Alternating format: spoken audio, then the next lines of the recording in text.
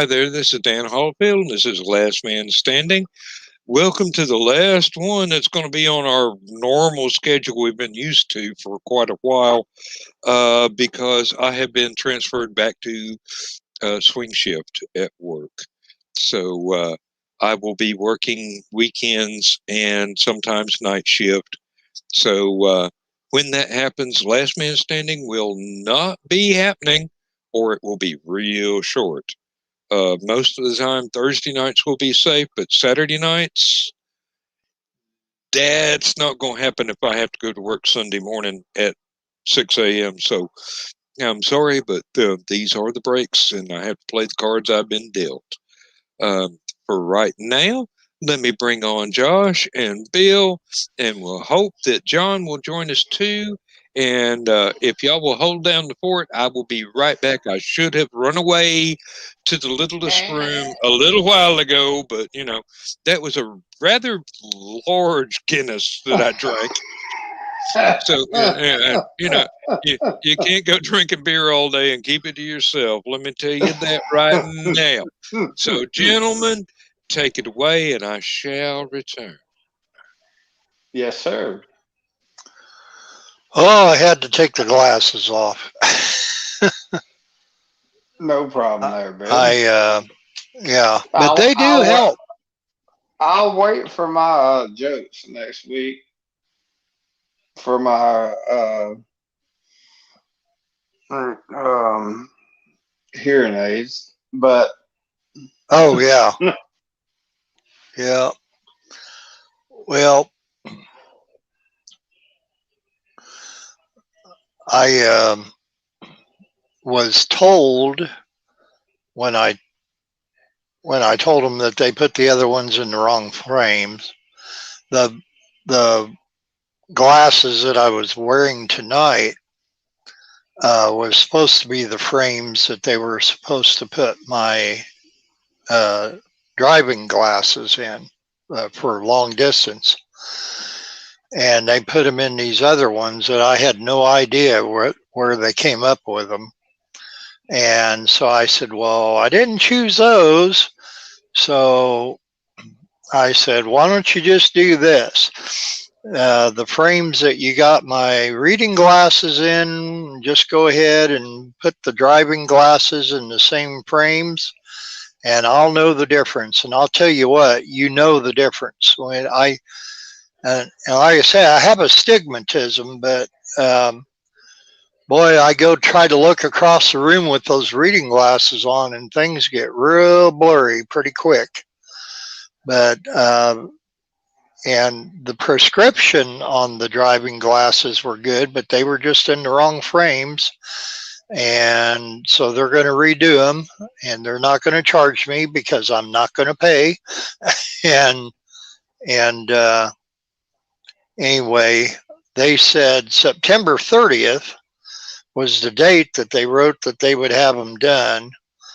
But I know the last time they said 2 weeks, but they actually got them ready like 5 or 6 days later. So anyway, I'm hoping these will be the same, but we'll see. Well, that's good.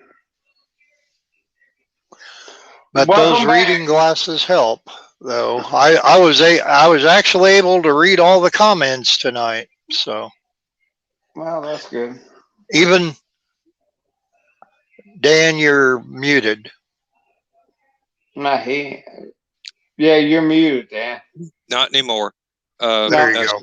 Yeah, I said, you'll have to take a little bit of time to get used to the way those glasses fit, because you're not used to having them with the headphones on, and that will make a difference because they'll clamp it tighter to your head.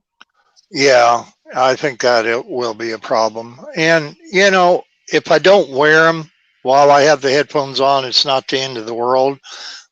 I'll just do this, look at the comments. Oh, come on. This late at night, I doubt if there's going to be any comments, but... you got a big-ass head, too. So well, earlier on Stupid O'Clock, I was able to read all... I was even able to read the Chinese comments there. That was Mandarin. I couldn't He tell was you. a villain on Marvel Comics Yep, on Iron Man. I knew that was coming.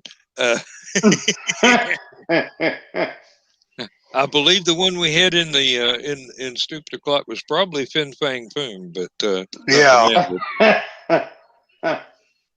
Oh Lord, and I am definitely I'm going to miss this so much when I'm not going to be able to be in Stupid O'Clock or not going to be able to do Last Man Standing. But you know, got to do what you got to do. Got to keep my job. Saturday I will start my 44th year at the factory. Wow.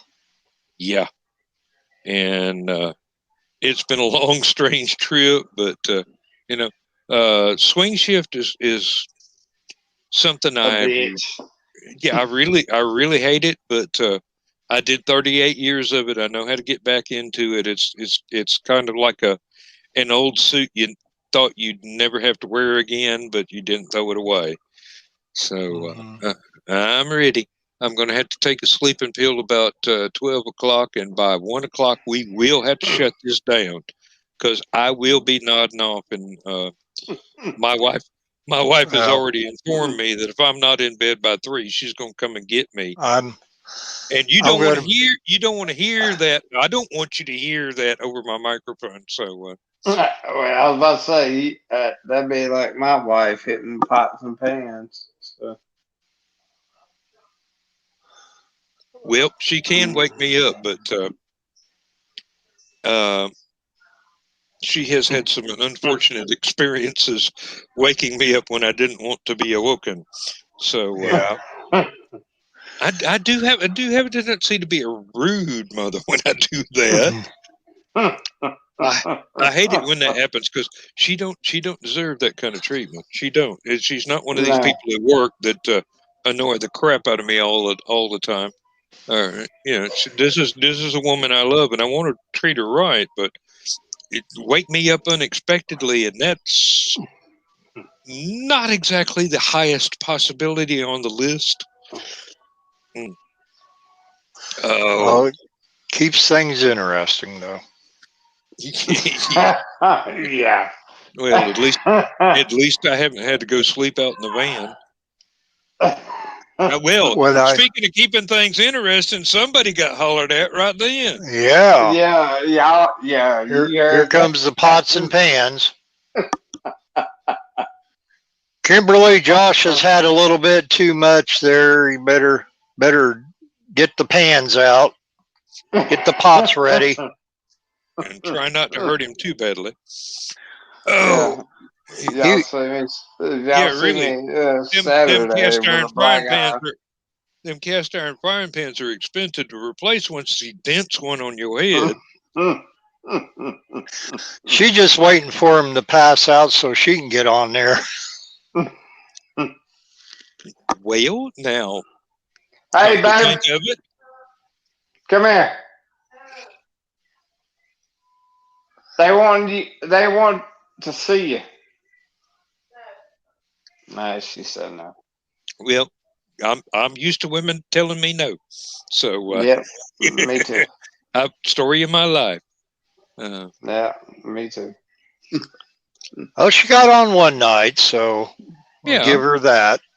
Hey, if the mood ever takes her to come on again, then that's fine. If not, that's fine too. Everything is copacetic, which is Italian for "Hey, you don't touch my cannoli." Exactly. All we got to do is start talking about horror movies. She'll show up. Yeah. Well, you really need Skunk and Joe Dog for that because I'm not a big horror movie fan. I like science fiction, even if it's the cheesy science fiction. But, I'm not much on horror. Give me some. I like the classic horror. Serial killer stuff.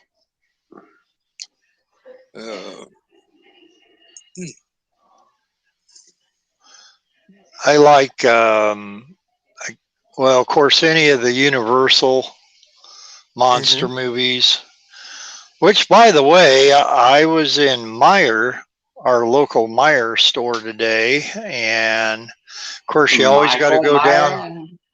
Gotta go down the toy aisle, and NECA is putting out a whole line of the Universal monsters, 6-inch tall ones.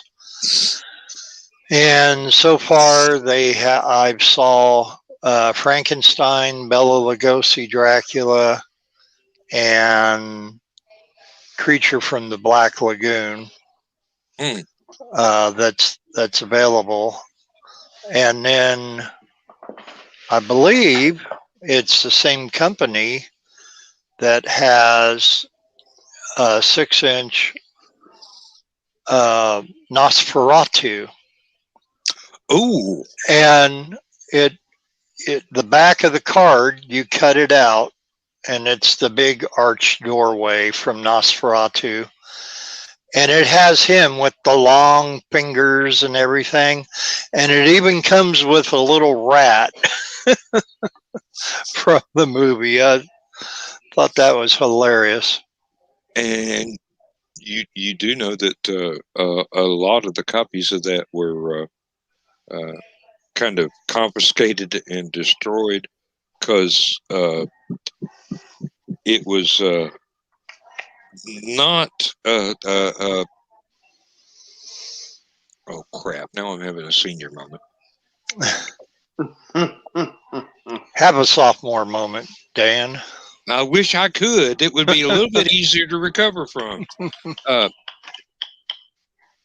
It wasn't the writer of Dracula's wife that it wasn't the writer of Dracula, Bram Stoker, that tried to get it done. It was his wife after he died, or his estate.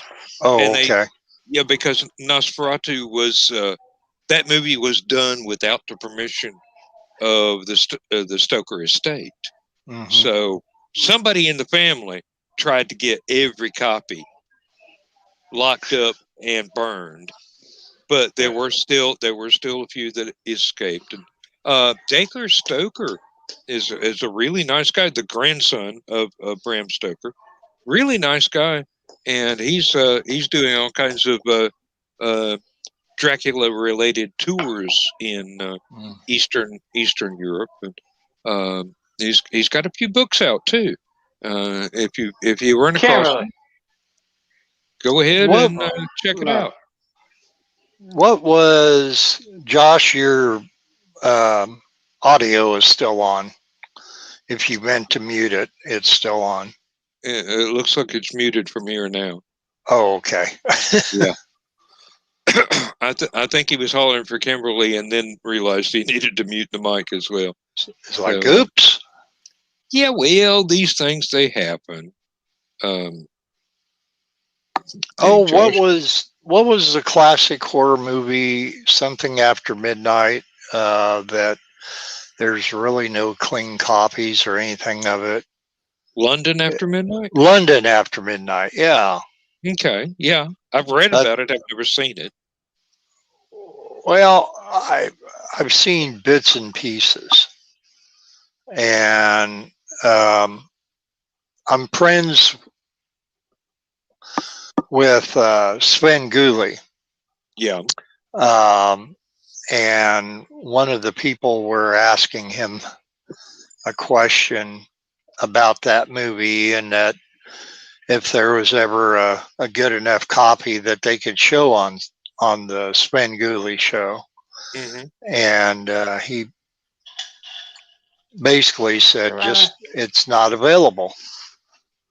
So hi Kimberly. I can't see anybody. Yeah. Well, you got glasses on.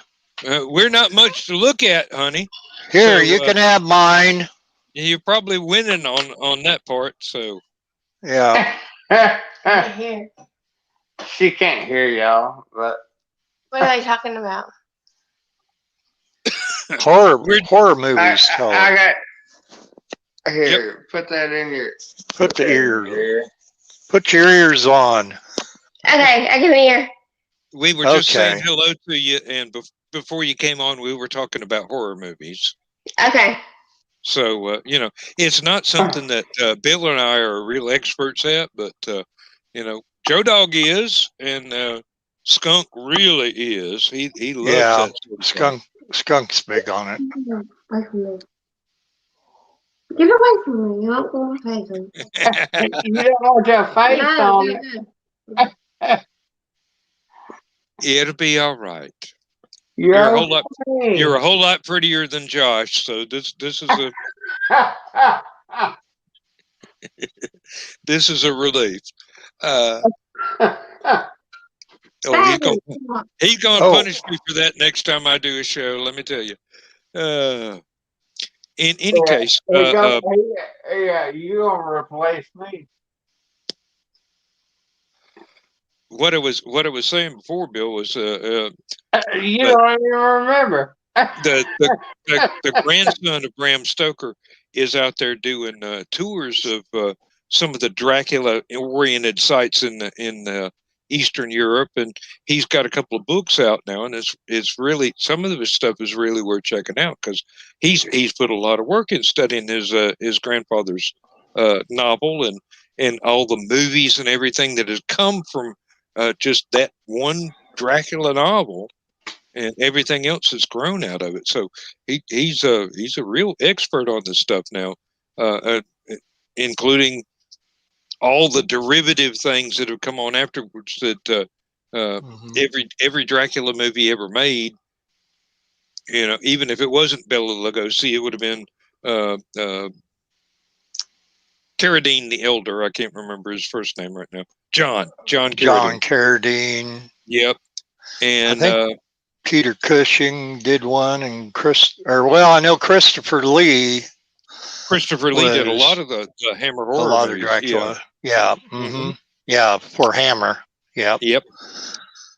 And there's been a lot of different, and Nosferatu, for being the silent film that it is, still creeps me out to no end. I know. And I would love to see London After Midnight. That picture I just... London After Midnight is a good one here. Yeah. Yeah. It's just a matter of somebody having a copy of it. Yep. Something that's complete enough and clear enough to be shown, which is kind of rare, I understand. Total change of subject. They're doing an animated William Hartnell Doctor Who of, I think it's Galaxy 4, Galaxy 5. I can't remember. Yeah. So one of the missing episodes is being animated now, so that it actually shows up and people can hear the original actors in the soundtrack and see an animation of what the footage would have looked like if it had not been deleted or just lost. There's a few other things like that are still going on. I've seen quite a few animated versions of some classic Doctor Who episodes on YouTube and Facebook Video Watch, or whatever it's called. Mm-hmm. And some of them are really pretty decent. They are. Yeah, considering. They are. The first ones I saw were Patrick Troughton missing episodes, and there were a few episodes of the show itself left, but they had to fill it in with the animation for the ones that have never been recovered. And oh wow, yeah, the animation really works quite well for those. I don't know if the same company is doing it, but I hope so, just because of the quality of that work. So that would be nice, because there are things that only exist now with the audio track and still photographs, and that's very unsatisfying if you're trying to watch an episode, is to watch a slideshow of something Right. Yeah. with the audio going on. It just doesn't feel right. It really doesn't. But that's all there is for some of them right now. So this being resurrected as animation, that's pretty much all we're ever going to be able to get, because some of those things will never be found. They're missing and deleted and gone forever. But the audio track still exists. So. I'm friends with Chris Doohan, son of James Doohan from Star Trek, and he's been involved in a series of Star Trek episodes called Star Trek Continues, and he's playing his father's role on there quite well too, I might add. I have seen a couple of those, and he does do it a great job. I really enjoy it. And so almost as much as watching. I mean, they're not as long as the other ones. I think most of them run 20 minutes, half hour or so, but they put a lot of effort into it. Yeah, the production values are really, for an amateur production, I mean, they've thrown some money at this, so they look good, and the scripts are top notch. The actors are doing a great job, and everything. I mean, it's really amazing what fans can do when you turn them loose. Yeah, the guy that's playing James T. Kirk is kind of uncanny about his looks. He really does look like him, but not dead on ringer. I think that certain angles and that kind of tend to lend more credibility to him looking like Shatner, but it's something easily enough to get by to enjoy the episodes that they have. Well, once you get into the story, it's the story. It's not you're not paying attention to the fact that it's not the original cast doing it. Once the story grabs you, it grabs you, and it doesn't matter. It could be Muppets for all I care, as long as it keeps going with the real feel of the show. So Speaking of Muppets, I've read an interesting article here recently where Frank Oz from the Muppets is pretty much not wanted anymore to do the Muppets since the Muppets became a property of Disney. And Frank Oz has publicly voiced his opinions on he does not like the way the Muppets are being presented since they become Disney property, and that they've lost a lot of what himself and Henson spent decades to just improve and mature the whole thing. And that's going to be tough on Disney. Oz did Yoda. I mean, they're not going to be able to do a Yoda character on any Star Wars project without at least having to pay an homage to Oz. I mean, they got to at least give the man credit for doing the original character, even if they refuse to employ him. And that's going to piss off a lot of fans, and I guess a lot of dollars that they might not get. I was about to say with what Bill, with what Bill just said, that ain't nobody gonna do business with Disney because they woke.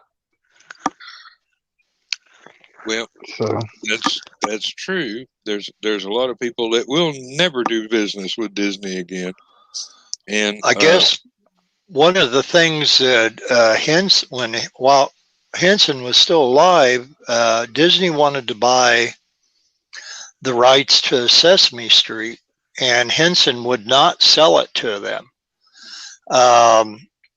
because Henson saw where Disney was going with a lot of things. They had already acquired the rights, of course, the Muppet Show and that, and all the movies, but Oz basically said that, Henson, even though being an entrepreneur, he was an artist, and he wasn't somebody who could do all the finagling as far as the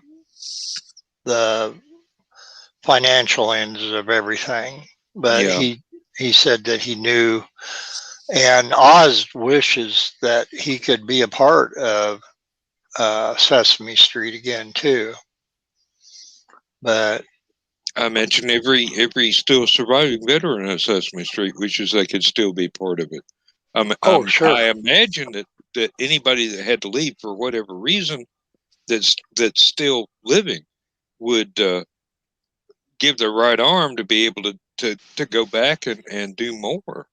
I mean, Sesame Street's one of those magic properties. It means so much to so many people, and a lot of those people are now grown up. Oh yeah. They're it's no like the Electric kids. Company or any of the other shows of that ilk. Yep. There's a show that came out of Chicago, and I wish Skunk was on here because he'd probably know of it. And it was out about the same time of Bozo Circus and Ray Rayner and Friends and Garfield Goose and that. But it was called Dirty something in the Dirty BJ and the Dirty Dragon was okay. What I don't believe I've ever seen that, but well, I'm not in that area, so yeah, it was quite popular with everybody around Chicago. By all means, I never heard of it until about 25 years ago, and then my friend Jim Ingle, who's a wonderful artist, he's been paid a lot homage to the show by doing some illustrations and that, which I just recently noticed Ingle's homage that he did to Jack the King Kirby. I seen a website that's selling his t-shirts. He's got two different ones. One's kind of a caricature of Kirby sitting at his art desk and with the stogie hanging out of his mouth and everything. The other one is a very Jack Kirby looking Hello Kitty character. And hey Ace. And is like Hello Kitty with the Jack Kirby haircut and the Jack Kirby cigar. It's really hilarious. So it's more of a Hello Kirby. Hello Kirby. Yep, exactly. Oh man. Oh, that must be absolutely precious. I swear. There have been so many things. Let's see. There was something I saw the other day. I don't know if I can remember enough of it to make sense. I just caught it in passing, so it wasn't like something that I have studied. But there was a new revival of Star Blazers, I think, and Battleship Yamamoto, and evidently the people that have been real staunch fans of that for so long, they really like this new version, and I can't tell from what I read if it was an animated or a live action. So I'm not sure. I'd have to really go back and research and try and find stuff that people have said. But one fella whose opinion I respect highly is going, hey, if you remember this series as anime from your childhood, go ahead and watch this new revival version of it because it's really great. And if you never encountered it before, go ahead and watch this new revival version because it's really great. So it's like I said, it's a guy whose opinion I really respect. So evidently, it's an excellent production value. One of the things that I got really into as a kid was Ultraman. Because I am an absolute sucker for the giant monsters smash Tokyo sort of things, and I love every Godzilla movie that's ever been made, even the American one that didn't have anything to do with Tokyo, but we could have if they'd got their shit together. But there's an animated thing on Netflix where they go through several seasons of showing the different styles and the different stages of the Ultraman character, which evidently in Japan had lots and lots of different shows that featured different incarnations of the same basic character, and they do a great job of explaining the internal mythology of it, I guess is the best way to say it. So, I only saw the one, but then all these other ones I'm aware exist, but they, it was, if they'd ever been shown on American television, it was after my childhood, so I didn't get the chance to see it. Speaking of Godzilla, Mezco Toys, which makes wonderful 1/12 scale figures that come with real cloth costumes and stuff. I have quite a few, more than what I should ever utter, but they come with tons of wonderful accessories. I have a Christopher Reeves Superman Mezco from 1978 that shows all the crystals and that. It's got it's battery powered, and you can take one of the crystals and put it in the little port with all the other ones, and then it all lights up. And so Mezco does all these wonderful little tricks to improve their figures.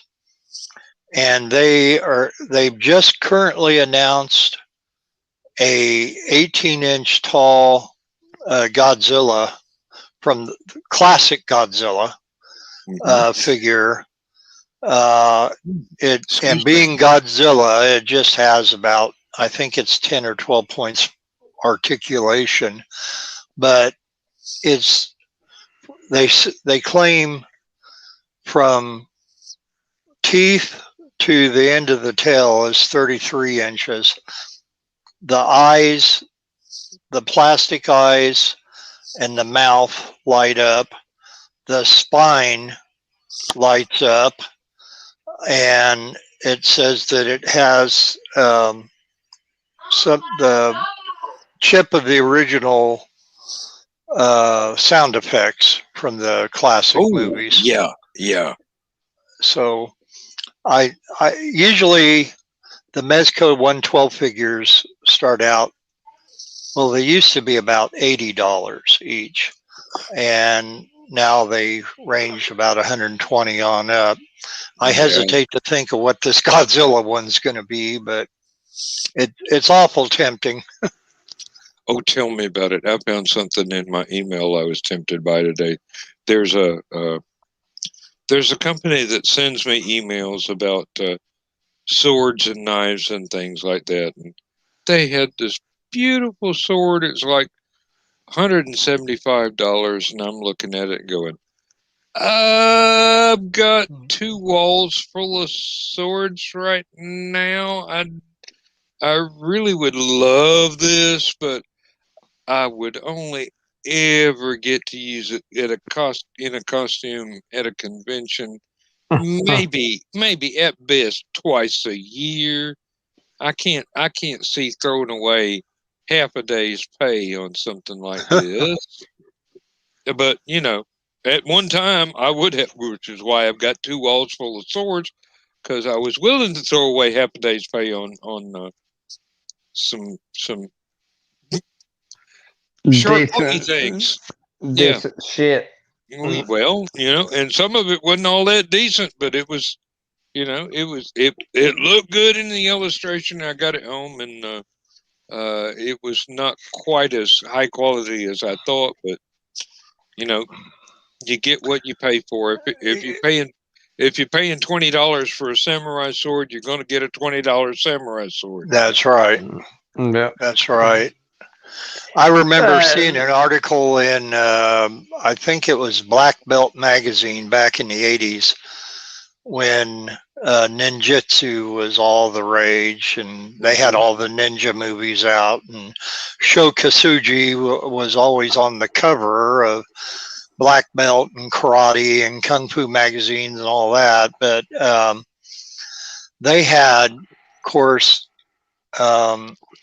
I can't think of the name of the company right off the top of my head, but they used to have a 2-page ad in all those magazines, and you could buy the uniforms and then the little split toe tabby boots and everything. And they offered what they considered a real ninja sword, which would be a considerable bit shorter than like a samurai sword would be. I guess it should be called a katana. Katana? Yeah, katana would be the samurai sword. Samurai. Yeah. No. There are actually several names for several different lengths, but katana is the one that most people know. Yeah. That's one of the ones that everybody's familiar with. That's a Japanese sword. Yeah. Ace, I think the name was a series of letters like AWIA or something like that. And it was Asian World, maybe it was AWMA, like Asian World Martial Arts or something like that was the company. He was asking if it was called Tiger Claw. And I do recognize that. But yeah, this had the, it was supposed, well, I had a friend who bought it. I know it was like $89 back in 1983, 84, which was a lot of money back then. And he bought it and I didn't, because he had the money and I didn't. And these things happen. Well, yeah. And it was kind of like the Rambo of a ninja sword, because it had all these compartments, and then it had the square hilt that you could turn it and slide it down the hilt, or slide it down the handle. It became a throwing star. Yeah, it was a shuriken. And, so there were several of them that, they would lock into place when you'd make it part of the hilt. And then in the bottom of the handle, it had a false bottom, and it had some sort of razor wire, and I don't know what else it came out of there, but it had a lot. Like I said, it was like the Rambo version of ninja swords. The Swiss Army knife of ninja swords, right? Yeah, it didn't have a compass, but I guess if you're a ninja, you don't need a compass, You learn to read the stars like an honest man. Yeah. Well, brothers, I'm gonna have to get off here. All right. Josh is losing ground. No, I'm Hey. not. I'm not losing ground. This crud is kicking my ass. So. Yep. I can understand that. Well, no shame in that. You take care of yourself. That's the important thing. So, sorry you got the coronavirus. Haha. No, I don't have that. Not right now. So I thought you were going to take your steroids so you can stay up. I took that this morning. So Oh. Well, it's wearing off now. Yeah. You need to do round 2. No, there ain't no round 2. Sleep is important, let me tell you. Yes. Well, you and Kimberly have a good night. Let Kimberly tuck you into bed. Yeah. She'll tuck you into bed with the pillow over your head. Yeah. It'd be on the couch. Yep. Because I ain't trying to get her reinfected. So yeah, really. You do your best to protect her because that's your job. Exactly. So y'all have a good night. And you too. See you, Josh. And glad to have you here. Thank you for everything. And we'll see you maybe another it's day. 6 o'clock on Saturday. Yes, sir. Yep.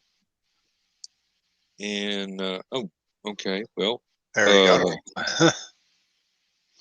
When he says he's leaving, I guess. Hey, yeah, well, there's a few folks I know like that on the Larry Niven group where, I gotta go. You don't even get a chance to say goodbye. But I will probably be bugging out in about 15 minutes myself. Just kind of give you a heads up on it. And I have things to do in the morning that I don't want to do, and a couple places I don't want to go. But if I want to go to the auction tomorrow night, I have to. I can understand completely because I got to clock into work before 7 a.m. in the morning, and I don't get to clock out again until 7 p.m.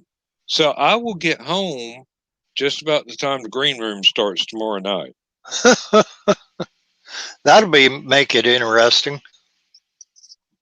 I'll be tired. I'll be dirty. I'll be well. At least I'll still have a shirt on because I wouldn't have time to change.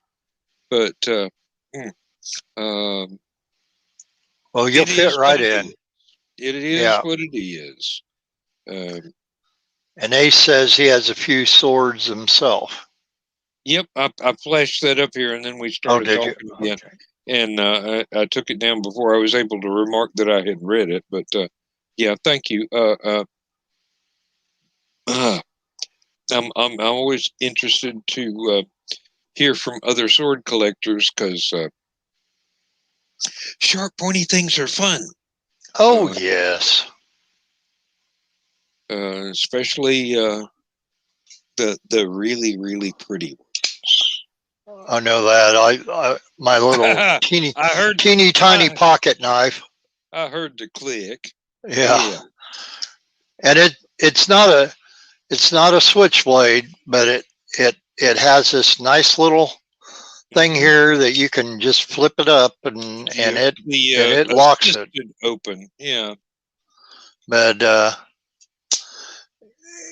was also this weekend I gotta help out Laura's dad with we're putting together a bunch of muscle racks to put a lot of her eBay stuff on that she sells, and trying to get a little bit of organization, which was a big room full of boxes prior. So I was over there briefly tonight, just happened to stop and he was, well, Laura's 86-year-old dad was getting a little bit frustrated with the way things were going together and the way he wanted to put them together. So we got some done tonight and turned around, and I promised him this weekend I would help him try to finish up what we got. Three or four more to do. I forget how many now.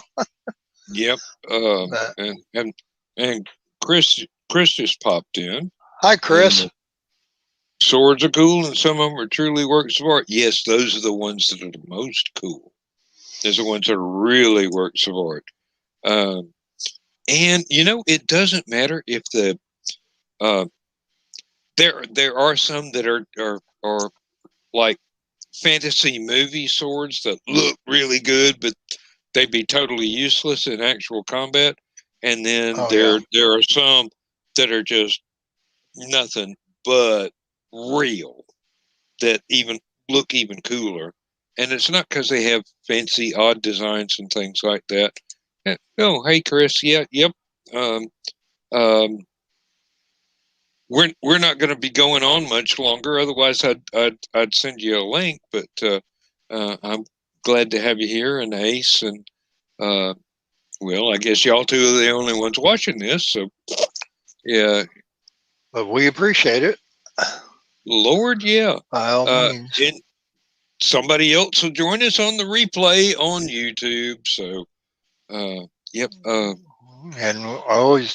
we always enjoy people watching the rerun. Lord knows I've done it plenty of times myself. Well, when I was absent there for about a week and a half back in last month because of working on the estate sale, that's how I kept up with you guys. I was watching the reruns of Stupid O'Clock and Last Man Standing that way, just to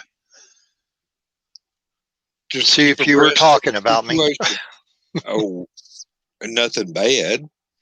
You can guarantee that. Yeah. And I do have pancakes for breakfast for this weekend. Oh, good. At work. They're not really. They're pre-made. They're not fresh, but you know, my wife is in a rush, so she can't hand make everything. She's working on lunch and dinner, and she goes, breakfast, we can buy that. Well, I have a confession because I did make pancakes this past Sunday. The Sunday before, I was kind of in a funk and I didn't feel very well, and I passed up on the traditional Sunday morning pancakes. And no matter how many likes that I get on sketches that I do, they are dwarfed by the people that like my pancake pictures for some reason. I guess they are vicariously living through me with the breakfast pictures or something. I don't know. But last Sunday I did make some, but for whatever reason, I couldn't really get it the way I usually get it. And they were okay. They were adequate, but they were not definitely up to your usual standard. Yeah, pretty much. And I've been using Cracker Barrel pancake mix. This is one that does not require eggs or milk. You can just use water. And I didn't doctor them up. Usually I will, well, even if it doesn't require an egg or something, I'll add one in there. Maybe a little bit of brown sugar or a little bit of maybe a splash of vanilla extract, something like that. Just depends on what I'm in the mood for. It's traditional. I mean, yeah. But this past Sunday, I just kind of made them as they were. And I did have some good syrup and some good butter. but it just wasn't nothing to write home about. Well, some weekends are like that. Stuff just, it doesn't click. Right. And there's no use worrying about it. You just go on ahead and, deal with it, because it will, next time, more than likely, it will click exactly the way you want it to. Everybody's entitled to an off day. Yeah, and I love the way Cracker Barrel pancakes taste at the Cracker Barrel. Now I don't know if they do something a little different with the preparation on their griddle or how they're doing the actual batter or whatever, but I really love how it comes out. It's got almost a little bit of a crispiness to it, and it's much thinner than mine, which I have a problem making thin pancakes, but I'm going to have to work on that again because I've always made monster pancakes all my life. Yes, I've seen the 12-inch diameter pancakes that you make. Yeah, the pancakes that you cannot see the plate underneath. And it's like, yes, folks, there is a plate under there. And oddly enough, when I was growing up, I didn't like pancakes like that. I liked the little silver dollar pancakes. My dad made those to perfection, and I just couldn't get enough of them. I'd eat 4 or 5 of those. Oh yeah, a whole stack. Lord, yeah. And that's the way my mom and dad, both my mom and dad were making pancakes, and mom would even go so far as to use a waffle iron and make fresh waffles for us, not just Lego my ego stuff, but the real deal, the family made from the family recipe from the 1920s. We got a restaurant over here. Well, it's a series of them. It's called Rich's Family Restaurant, and there's 2 of them in Danville and one just west of me over in Ogden, about 20 minutes away. And they make these wonderful Belgian malted waffles. And I ask them to make mine a little bit on the crisp side. I don't like it like super doughy, but when they have them,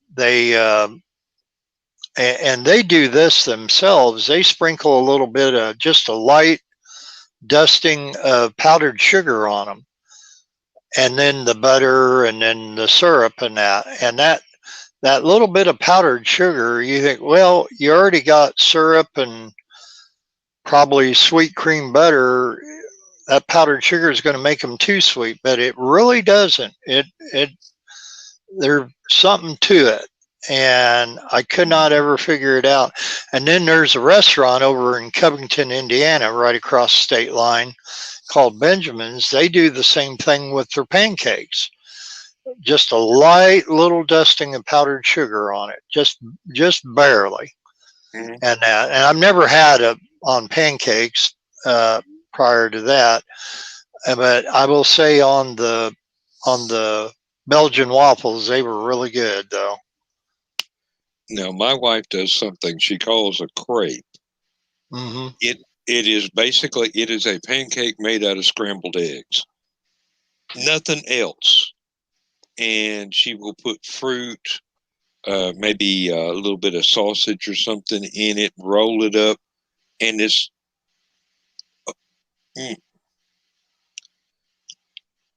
I could eat myself to death on those things. I will eat them until I burst.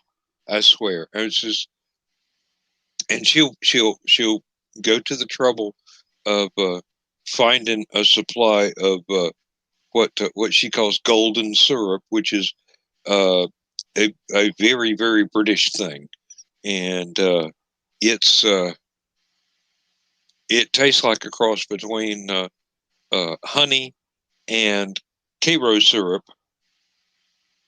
and oh my god, I could probably go happily diabetic eating this stuff, But and hers is just absolutely fantastic. I couldn't do it in a million years, but it's just it's one of those things she does when she's in the mood, and she thinks I've earned a reward, and I go, "Oh, tell me what I did so I can do it again harder."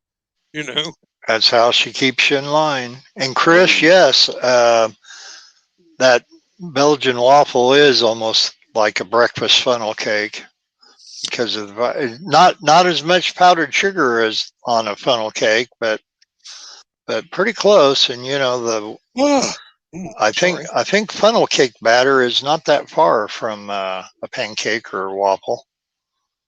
No, it should be very, very close to a waffle, actually. Yeah. Excuse me. Oh, excuse me again. I will have to knock myself out tonight. So. Yeah, and I noticed it's 11 now, my time. Yep, it's midnight my time, and I know that I can stay up about another hour, even though it's going to make me a little bit slow on the uptake at 6 a.m. But these are over-the-counter pharmaceuticals, children.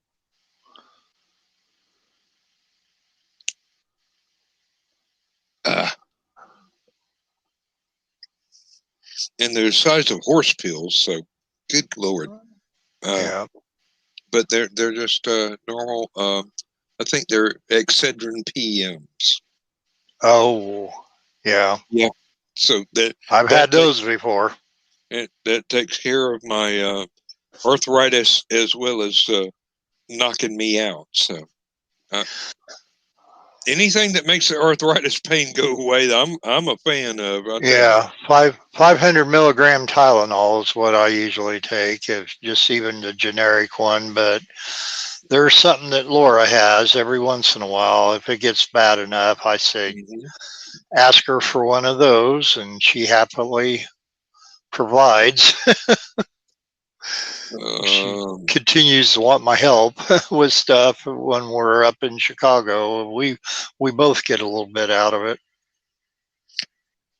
We have an IHOP, an exit below the hotel exit. They have crepes there. Yes, Chris.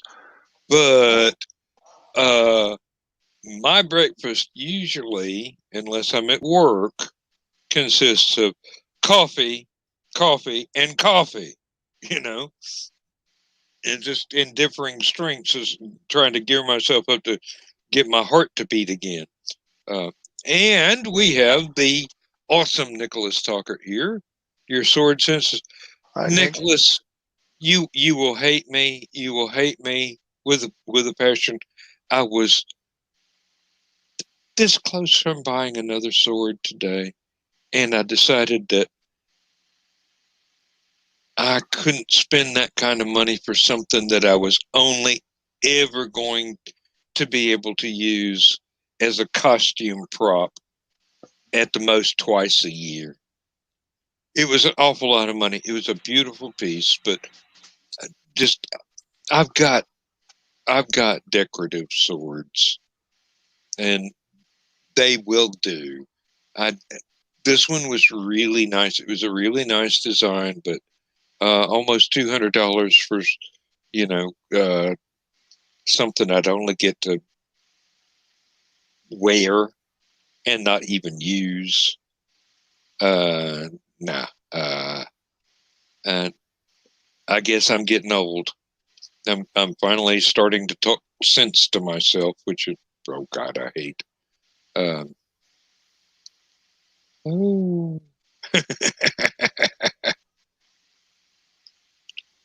Oh, peace bonded at the con? Oh, Chris, you don't know me very well. They give me special dispensation because I'm nuts. No, nobody's ever actually peace bonded any of my weapons because nobody thinks any of them are real, which is kind of a plus in some circumstances, and maybe not quite so much a plus in others. But I actually had con security check out a zinc reproduction of a pistol at one time. There's no way this thing could ever be loaded and fired without becoming a hand grenade in my own hand. And this it's just, but you know, and I have actually carried live steel at conventions, and people trust me enough to act like an adult, which I respect them enough to act like an adult, even though I know I only play one on TV. But Nick, we were talking about samurai swords and ninja swords. I think you ought to do a show sometime. Of course, everybody talks about samurai swords, but the actual origin of ninja swords, like the ninjato, which is a guardless ninja sword that I remember from years ago, and that. But there's a lot of variations and a lot of history there behind all of them that people just don't really know. I'll see stuff online all the time, says ninja sword, and you look and you say, no, that's a katana. And it looks like samurai, and they don't have, the square guards or anything. I mean, and of course they're, 4 foot long and they're curved instead of straight. It's curved instead of straight. It's not a whatever there were term. There were reasons why ninjas kept their swords straight and short, and that because they and with the square guard, a lot of times that helped them scaling walls and high embankments, and that they actually would stick the sword upright down into the ground, and they would use that square guard as a step, and then they would step on the very end of the handle, the hilt, or whatever you want to call it.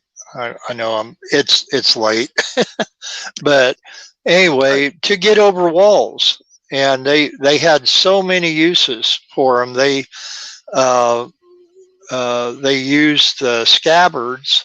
A lot of the scabbards had false bottoms in them, or they were completely hollow because they could use them as a breathing apparatus if they were sneaking up on an assailant underwater.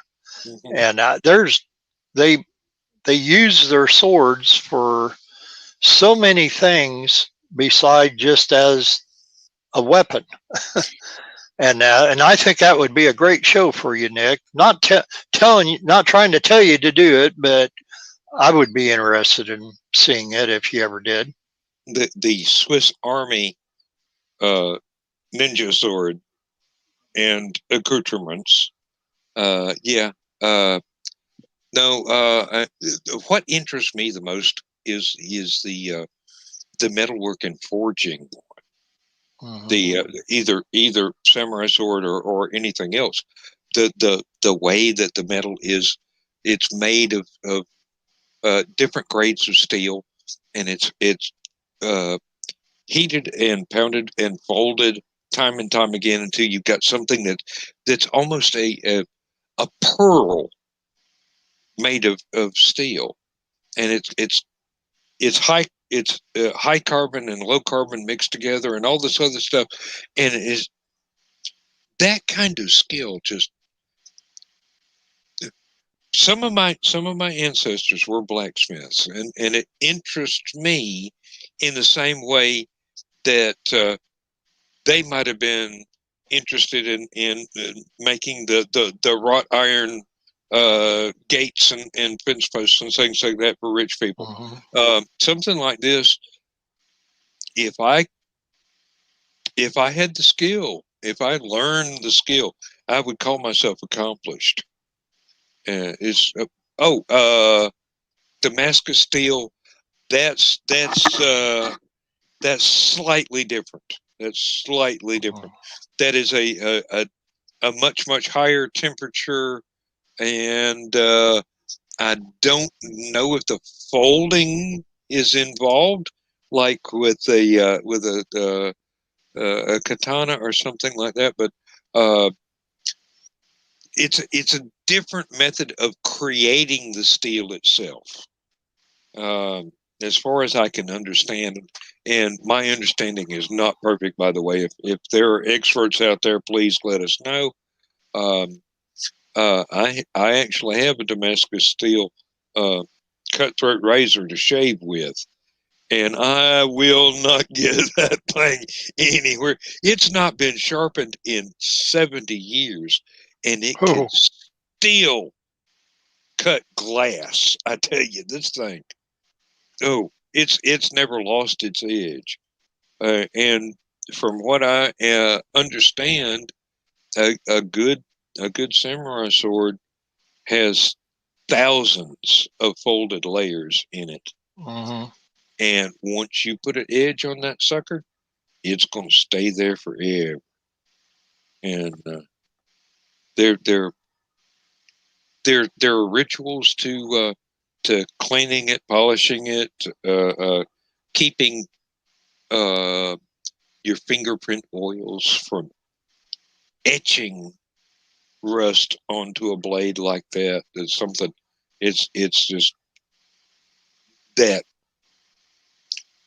excellent of a thing. But I mean, the acids that are in your fingerprints are one of those things that detectives are really happy about, but swordsmiths really don't like. So yeah, um, there's all kind. There are actually cleaning and polishing kits for samurai swords, and they are necessary for a reason because of the way that the steel is made. It will rust if you expose it to acids and things and don't clean it. I mean, and that's what these traditional kits are for. They've got all the stuff that has existed since the what is it, 1100s, 1200s. I forget exactly when the period was. I'm not a historian, so. Oh yeah. That's right, Nick. Had to be folded as a means of working out the horrible amount of impurities, which is why Mm-hmm. both complex means of the product and specific cutting style is how it evolved. Yeah, that you're exactly right, and you put it into words much better than I could. Yep. Uh, we're used to well, the absolute standard for the European sword is Toledo steel, and let me tell you, that stuff is amazing. But nowadays, you get stuff that is stamped as Toledo steel, and it's museum quality replicas. It's not middle aged combat ready uh, sort of thing. But I've got a couple of those museum replicas. I've got one that I put an edge on just because it was very comfortable to my hand when I did not own any firearms and I wanted a household defense weapon close in, and it's a very short blade, and I have chopped wood with that sucker and cut kindling with it, and it did not nick the blade, and it did not need resharpening. We're talking, this was, I got lucky with that one. Now, one of the other ones that is basically a hand and a half, it won't keep an edge I mean, it wants to be a butter knife. It will not keep an edge, no matter how much you try. But the first one, it's a razor, basically. It's a I think it's a 28-inch long razor, basically. Uh, uh, Sometimes you wind up with something that is uh, just absolutely outstanding, and sometimes you wind up with a wall hanger. Yeah, exactly. And it's very wise to be able to tell the difference between the two. And there are a lot of things being sold right now that are replicas of things that were used in fantasy movies, and they're very badly designed and not made of very good materials to start with. But they're basically, yeah, it's a nice wall hanger, but only an idiot would try and use it. Not in real combat. I mean, uh, not even zombies would pay any attention to this kind of crowbar. They just walk over you and go chomp and walk away. Yep. Oh, elegant and concise. Oh, yes. Okay. Yeah. You're referring to Nicholas. Yes. For a minute there, my ego was getting the best of me, and I'm going, well, thank you, but no. I see. I thought he was calling you eloquent and me concise. Well, nobody's ever called me concise because I've run off with the mouth like nobody's business. Oh, okay. Rising Tide. Toledo was legendary. Oh, let me pull it up here and we can see it. Legendary is the lesser known Bilbo steel, where the ornate guards were developed. Earlier periods, Offbeat, yeah, was beloved for the flexibility and the spring retention. Okay. Well, you're absolutely right. That's probably something for the extremophiles here that are listening to us blather on about swords and things. But you're absolutely right. And Chris says, "Oh, no, no, no, no. That's you're asking for problems with that. Uh, Basically, you got 3 blades, but how many go through the hilt and give you the strength of the solid? And when you think of some of the medieval swords, they just had like a spike off the blade with threads on it, so you could put the hilt and the counterweight on. And I like the ones that have the full tang. So the actual metal of the blade does not decrease in width as it goes through the handle, and that's a whole lot more strength, a whole lot more resilience and dependability in there, because you could take something from the Middle Ages and go smack somebody that's in full plate armor, and the blade just break off your sword. Not even break the blade, the handle comes off, snaps off, and then they've got whatever they've got and can smack you upside the head with it. And all you can do is hope that your armor is a little bit better than whatever they're smacking you with. Doesn't always work that way. There's a lot of dead guys in the Middle Ages that chose the wrong sword, basically. Rising Tide Broadcast Network is Nick, and Facebook is bouncing him around. between his account and the account for I would guess for Historical Fencing Guild, but it's coming up as Rising Tide Broadcast Network because everybody on the Rising Tide winds up being able to broadcast to that channel when they do a show. So we show up as if not actually having ops on that, but the contributors to it basically. So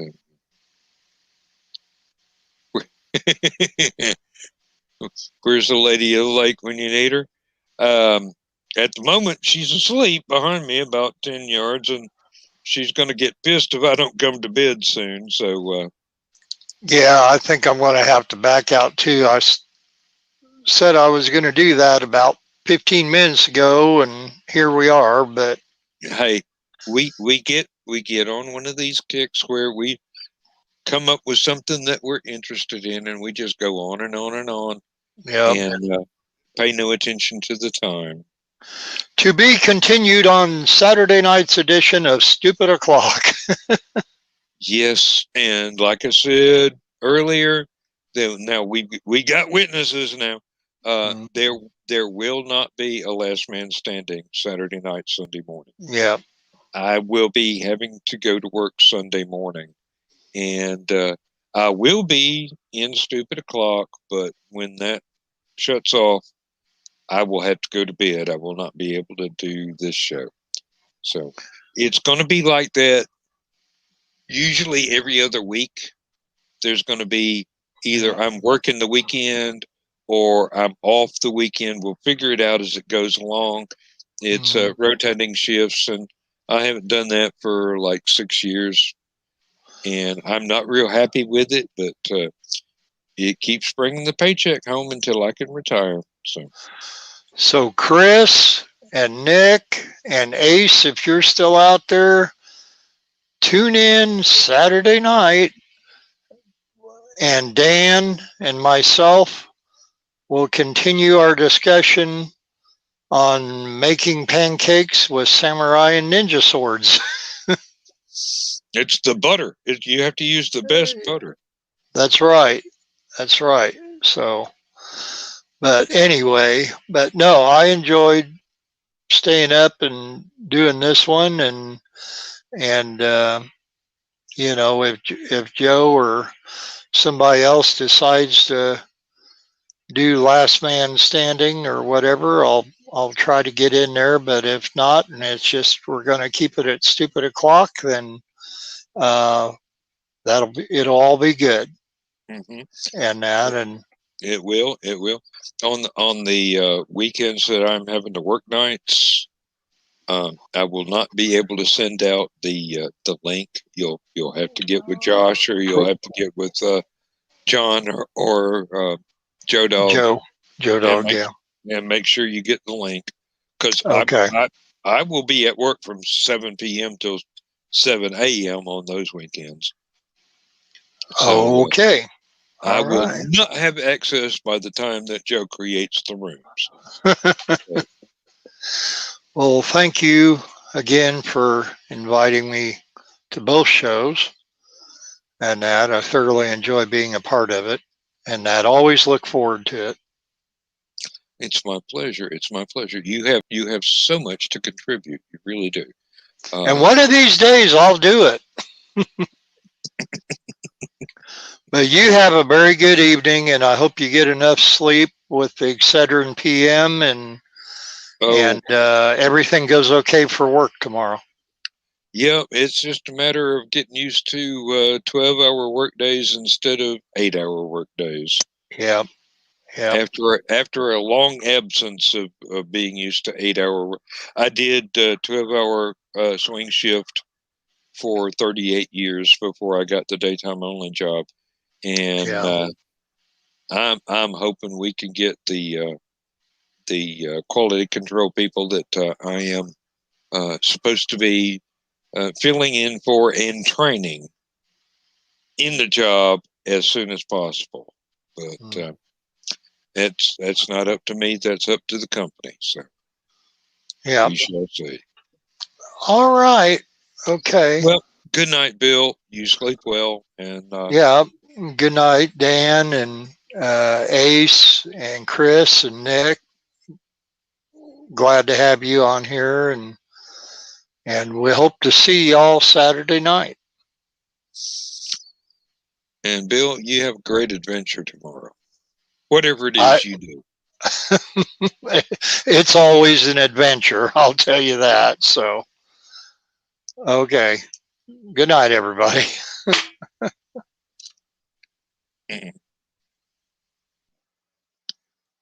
All right, folks. I'm not going to draw an end to the show right at the moment. I'm going to call it intermission so that I can visit the littlest room in the house and then hit the fridge because I've still got about 30 minutes before the sleeping pill kicks my butt. So here is a word from our sponsors.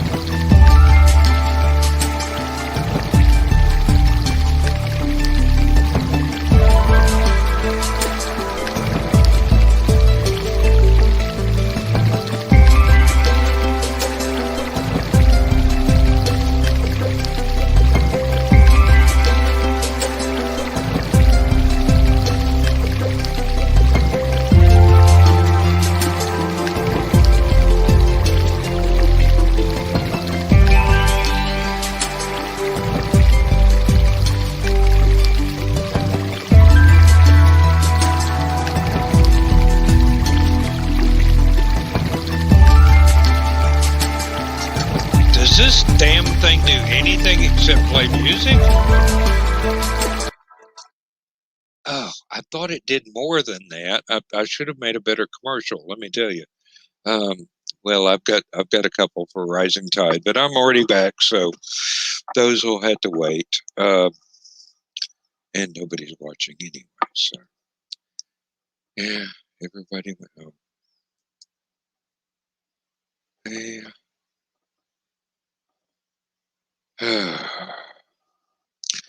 Well, you know, that's the price of fame. No one sticks around when you go take a piss. So, oh well, somebody just came back, so I don't know. Hey, Ace, glad to see you back. I'd flashed it up here, but still got something in my mouse hand. So, yeah, I really should have done more with that intermission thing than just have it play music and have that one card there. But all those things are still a work in progress. I'll figure them out here sooner or later. Um, uh, all the guests have gone. It's just me, and I don't have that much longer before I will have to go to bed myself because, as I said, I've got to be at work. I've got to be at work in the morning, far too early, and before if you're looking for bright-eyed and bushy-tailed, you ain't gonna get it. I'll be staggering in as I normally do, and doing whatever the job entails to the best of my ability. Uh, these things, they happen, but they're only going to happen for another 29 months. 28.8 months, apparently, looking at the calculator on my spreadsheet here. I will be retiring from the factory, and I will be devoting myself to being a science fiction writer, a music composer, and an all-around chat room hack full-time without pay. Well, hopefully not writing and composing music without pay, because that would be no fun at all. I do like to get paid if somebody reads a book. It's like that's the only way I can keep score that somebody's actually read it is if somebody buys a copy.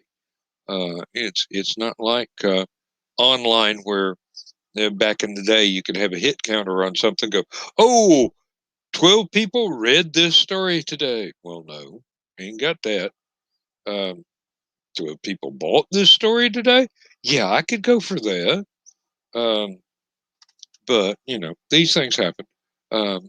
Technology is changing all the time, and maybe one day we get real time readouts as to when somebody goes, "Hey, this is worth 50 cents. This is worth 99 cents. This is worth $3.99. I'm going to give it some money, and we'll see what happens." And one of the things that really would improve matters as far as making sales on Amazon goes is if more people that have actually read the stuff would go and leave a review. Now, the Spaceport Bar series, the book that is on there right now is about to disappear, and so will all the reviews that the kind people have left me since 2014 when it was first published. A new publisher is going to put out a revised and corrected edition of the same stories in the same order, and it will not have any of the original reviews. And some of those were quite lovely. People have been very, very kind. But, new edition, new publisher, different book, basically. So when the original publisher pulls that off the Amazon shelves, all of the reviews will disappear into thin air. And that means that I will be, once again, depending on the kindness of strangers and friends and family to go ahead and leave a review, because it will be the same book, but it will be edited and slightly rewritten to well, I'm a better writer than I was then. So I've learned a few things. There are shortcuts that I realized that I took at the time, and there will always be typos that cannot be found. That the correctly spelled words that are not the actual words you meant to type, but spell check can't catch them. And basically, my philosophy of that is to print the darn thing out and go over it with a highlighter and reread it on a printout, which works better for me than trying to read it on the screen. Reading it on a printout and highlighting the mistakes I find works much, much better than trying to go through the online version, the word processor version. And we'll see what happens. We'll see what happens. We'll see how many I've missed, basically. Hopefully not that many. But these things. And then there is, okay, you heard it here first. I've been asked to do a second collection of Spaceport Bar stories. And when I'm finished with that, I have been asked to put together a third collection, which is other people's Spaceport Bar stories in the same shared universe, like we have been doing online for 20 years. And there are, over at Aphelion, there are almost 100 of these shared universe stories, and only about 8 or 10 of them have been mine. So 90% of the stories online at Aphelion in the Marinarium Spaceport Bar series folder are by other people. And without exception, those are totally excellent. And some of them I wish I'd thought of. I wish I had been able to write them. I am very jealous because some of these people have turned out stories that make mine look like so much silly putty. There are quite a few, and with this third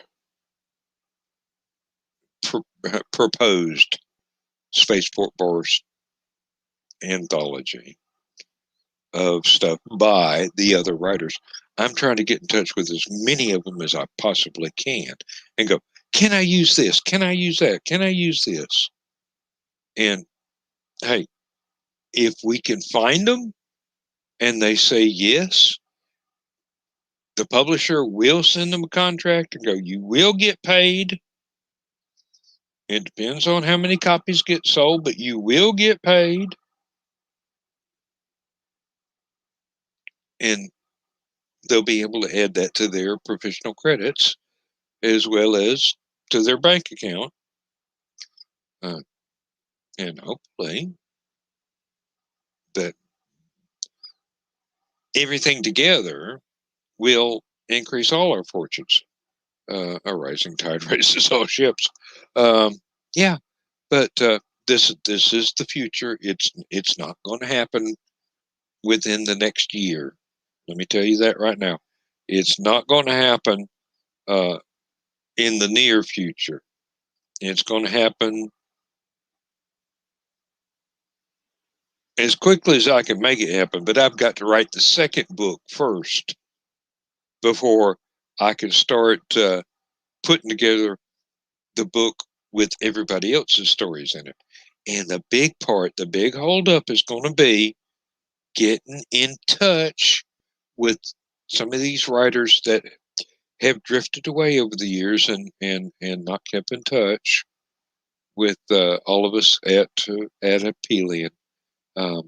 I've made a good effort on a couple of folks that I consider their stories to be essential. They're just that good. It's the shared universe would not have the same foundation as without them. It would not be anywhere near as exciting, as diverse, and as entertaining as my stuff alone would have it. So Jeff Williams, Bill Wolf, Wishbone, get in touch with me. Kate Thornton, I'm going to be sending you an email. You're going to have to pick one or two. I know you've already put on your own collection with them in it. I hope that will not be a copyright sort of thing with your publisher. I don't want to cause you any problems with a Marinibrium collection without stories by y'all would be diminished from what it could be. I've already gotten permission from several of our writers that yes, go for it, and I will be passing their names and their contact information on to the publisher when this volume actually goes into production.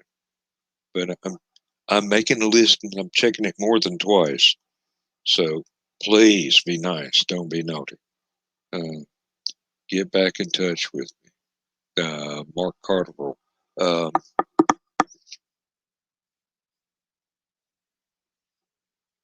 Lord. I'm trying to work from memory here and I don't have the list in front of me. So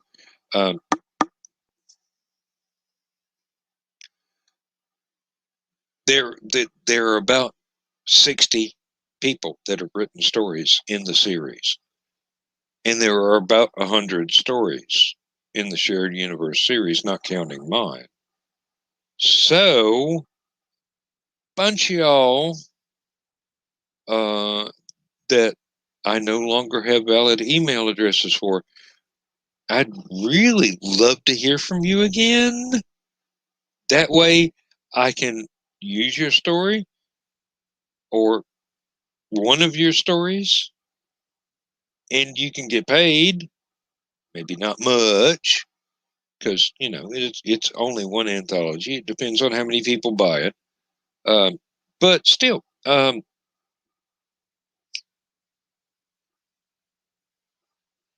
Marinibrium would not be what it is without the contributions of all of these writers that decided that this was a shared universe they wanted to be part of. I mean, seriously. We lived in each other's pockets when this was really, really hot. And so we would borrow each other's characters. And nobody had any problem with that. I'd write something, somebody else would write something with a character I wrote, somebody else would write something with 2 or 3 characters that other people wrote, and it just snowballed. And some of this stuff is some of the finest literature that the 20th century had to produce, and we're working on the 21st now. So get yourselves in gear. Just get in touch with me. If you've written a Marinibrium story, and by some chance you happen to be clicking on a YouTube link and you see this video, get in touch with me. Chances are, if we can pull off an anthology of the Shared Universe writers one time, we can keep doing it. So eventually, the entire online catalog might wind up in print. And wouldn't that be a grand and glorious thing? Believe me, y'all have made me a better writer because I had to keep up with you. All the ideas that you threw out there in your own stories that I had to accept and adapt and understand, and then popped up as references, as what is the word? Oh well, you know what I'm talking about. It's late, and I've had a sleeping pill, so my mind is gently shifting down into low gear at the moment. But Easter eggs, that's the word I was looking for. Easter eggs. And my own stuff that I was writing. So I'm slow, but it gets to me eventually. And faster than light signals getting to somebody on a slow boat. Yeah, that works. About to become a corpsicle here in a little bit. So these things, they happen. And I've got like 15 minutes before the regular end of Last Man Standing would be. And here I'm just monologuing. Like a cartoon villain. Or maybe like a self-inflated cartoon hero, I suppose. Whichever actually works.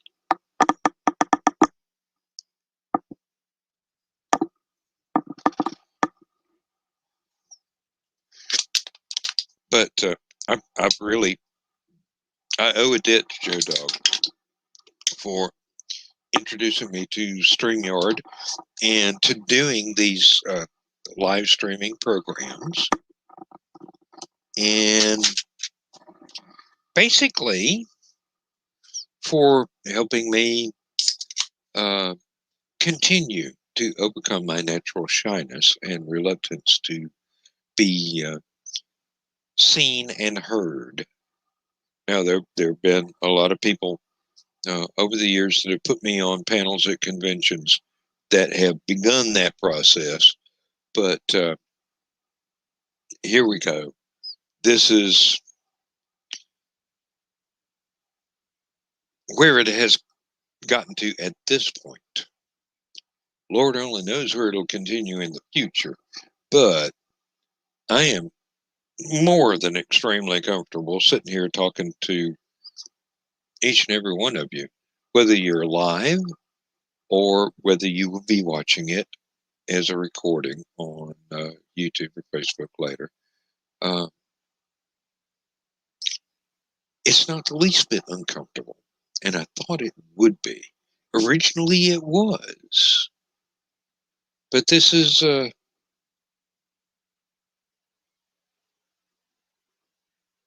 I really don't, I can't dip into psychological terms because I don't know psychology that well. I know a little bit about what I've read, but most of what I've read has been case studies of serial killers. So, that vocabulary won't apply here. I kill you. No, sorry.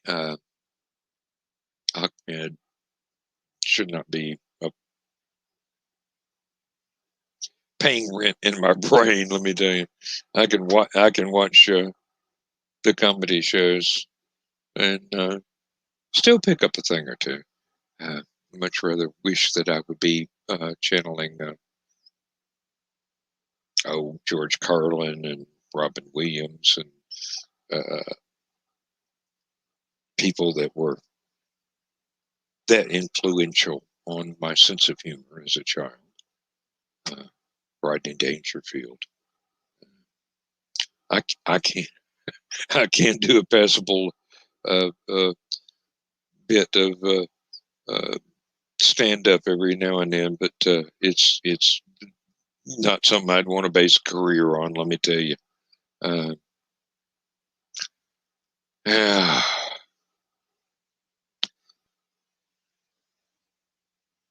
Let's see, 12 minutes. You see the background behind me. That is the very large array near Socorro, New Mexico, in between Socorro and Pie Town. These are actual radio telescopes. They are on railroad tracks so that they can be moved closer together and further apart. There are many more than you can see in this picture, let me tell you. And they are breathtakingly huge. to walk up on. I took this photograph myself, and I have been much closer to one of them that was very, very, very close to the highway than these pictures would tend to indicate. But it's basically, you walk up and look at one of these things in the track it's sitting on, and you think this is what looking at one of Godzilla's toenails would be like, because it goes on forever. But they are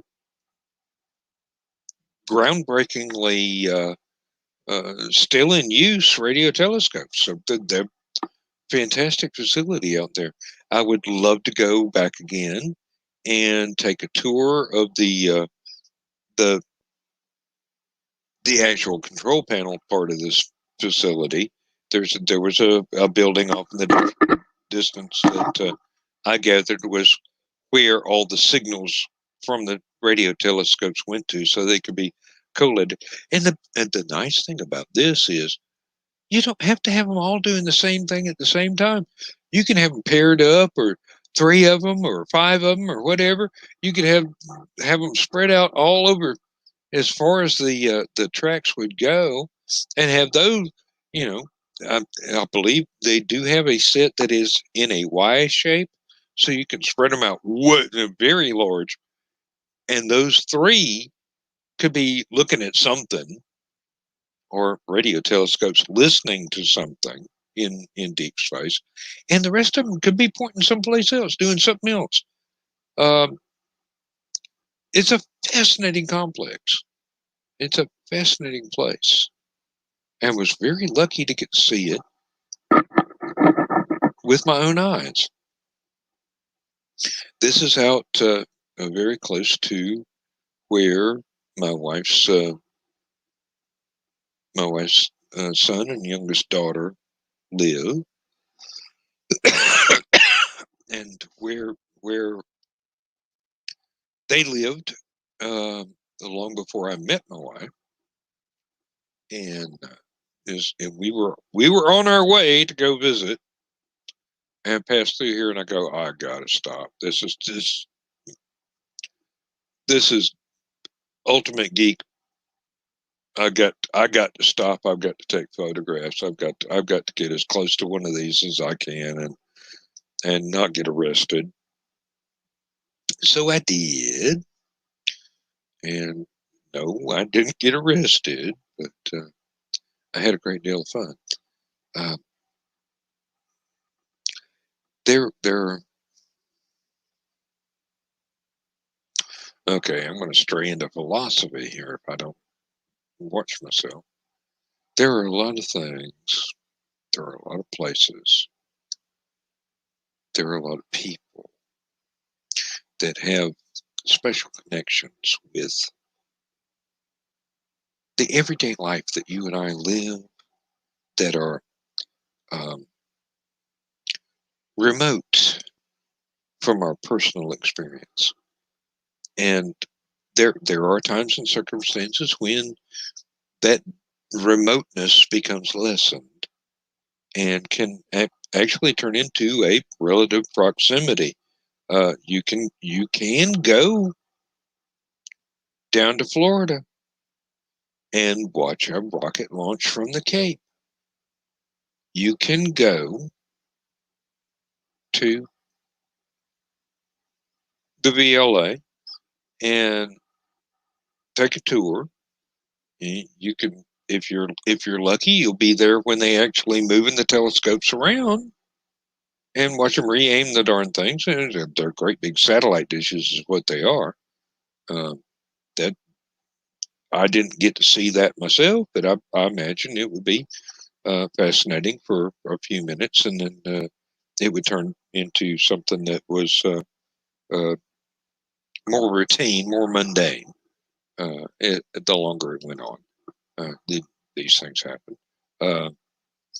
In Socorro, New Mexico itself, there is a small park in the middle of town, and they have a segment of the cast iron casing of one of the very first atom bomb tests. And it's just sitting there. It's about 4 feet in diameter. It's slightly curved because it was a spherical cast iron casing around the thing. And it has been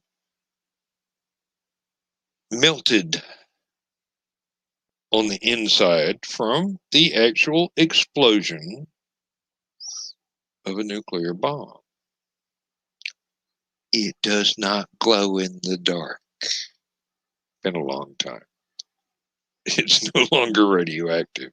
It might be just marginally higher than the background radiation, but you'd never know it to walk up to it and read the inscription on the plaque that adorns the site where this relic was is displayed, and it's just sitting there as if it were so and so's glass bottle collection from 1840 or something. Nobody makes a fuss about it. It's just one of those things. It's one of those invisible parts of history, like mini balls on a Civil War battlefield that somebody just happens to scuff up with their foot and pick up. It's one of those things that you don't give any thought to, but it was part of something that was, in a word, earth-shattering, definitely history-changing. These things, it's all over the place. It's everywhere. There's nowhere on the planet that has not got some historical reference tied to it, even if you don't know it at the time. But if you were to develop an interest in that particular place and start looking things up, you'd find all kinds of stuff.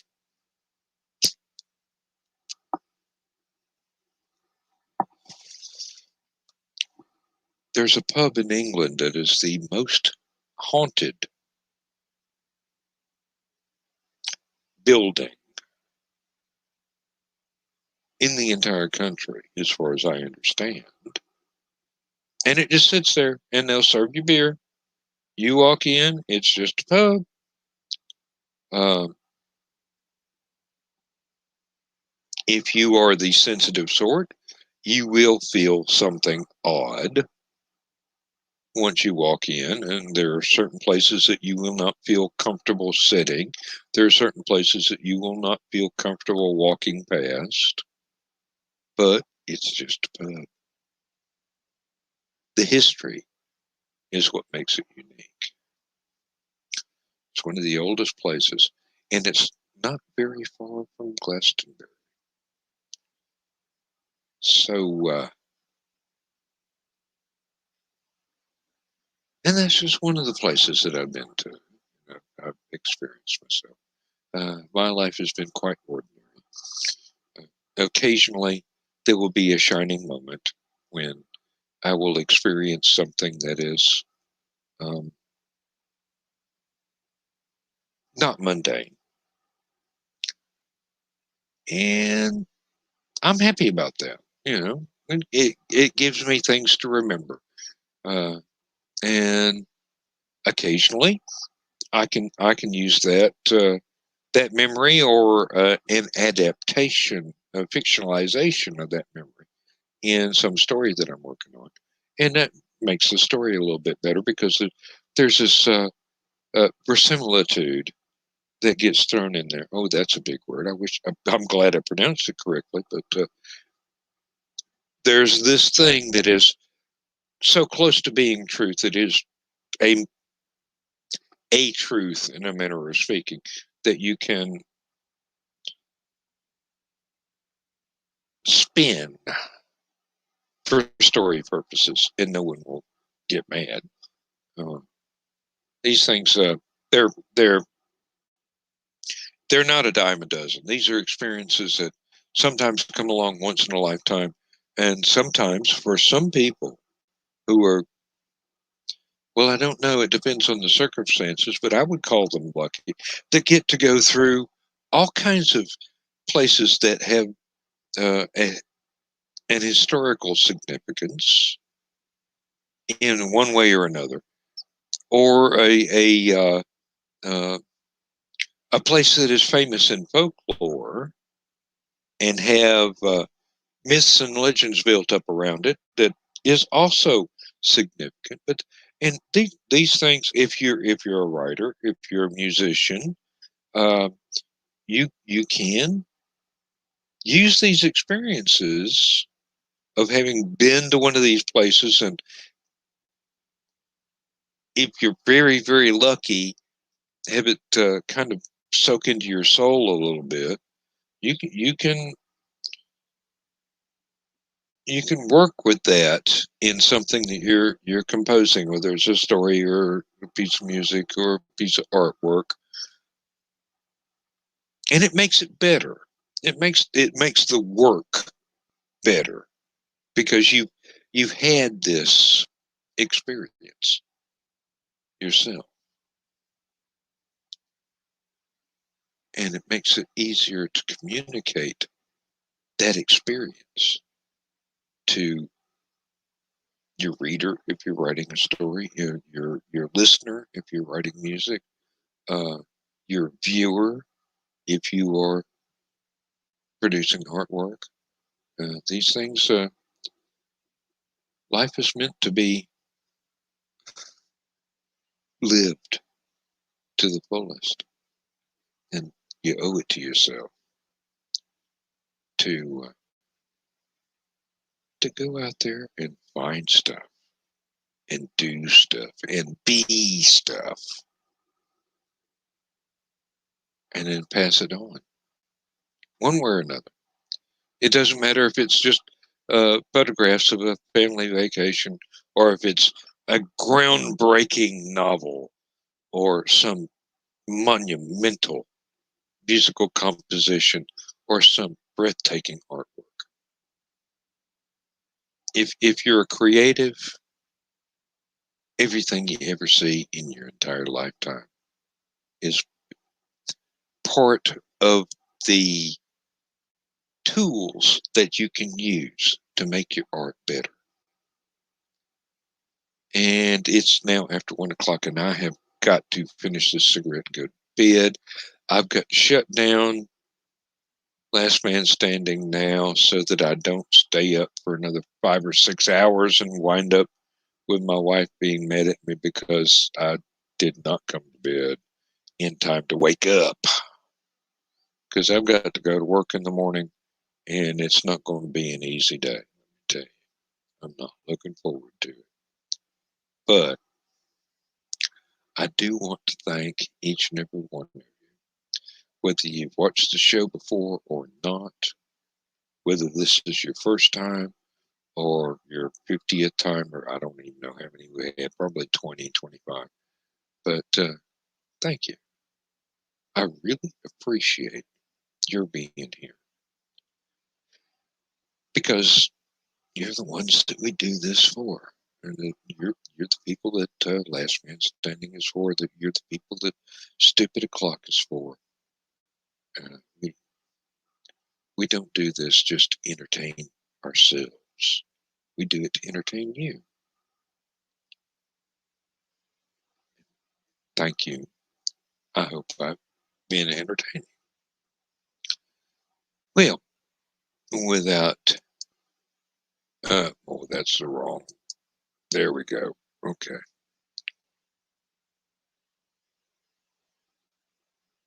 Oh, all right. Here we go.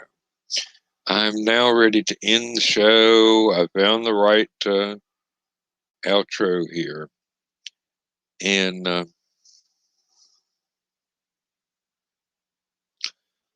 Feel like Mr. Rogers, it's been a pleasure to have you here in the neighborhood, and we'll have to do this again real soon.